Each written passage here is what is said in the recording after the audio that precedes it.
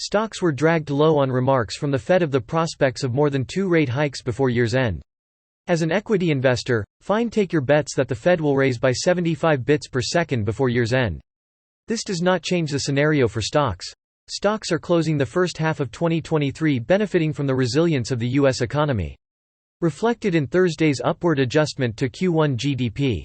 The GDP number was revised up from plus 1.3% to plus 2.0%. GDP is backward-looking. The leading economic indicators, in particular, employment, indicate a sound economy. Q1 U.S. GDP was revised upward to plus 2.0%. This is quarter-on-quarter annualized. The upward revision was due to personal consumption in Q1 was revised up to plus 4.2% from plus 3.8%. U.S. consumption remains solid and is the backbone of the U.S. economy. U.S. weekly initial jobless claims declined by minus 26,000 to 239,000.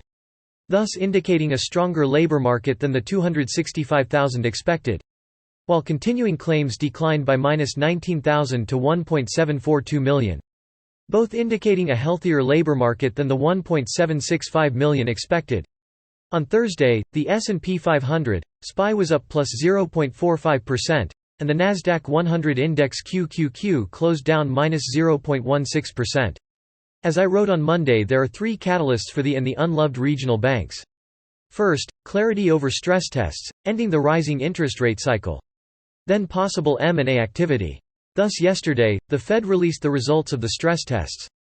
Relief came in the fact the U.S. banking industry and all the largest U.S. banks passed the Fed's yearly stress tests, confirming that the U.S. banking system remains strong and resilient. The basis for the stress tests was this year's global market shock component. The test was based on the potential for a severe recession and fading inflation expectations. Okay, there are questions about if this scenario is still valid. A review of the stress test explored the following. A possible market shock with a less severe recession but with greater inflationary pressures. This scenario is induced by the following. Higher inflation expectations, increases in interest rates, and appreciation of the U.S. dollar. Further complicated by increases in commodity prices. The banks passed based on this scenario. The major banks fared well under the above scenario. The issues at U.S. regional banks appear to have propelled deposits into the biggest banks. Depositors' concerns about the stability of the regional banks led to a flight to the safety of big banks. The actual world of 2023 was different from the stress test's hypothetical environment. In some ways more difficult for the U.S. banking system. Yet all has worked out all right for the largest institutions. Now on to possible M&A activity. This is an added bonus. Play the banks on their underlying profitability and the resilience of the U.S. economy.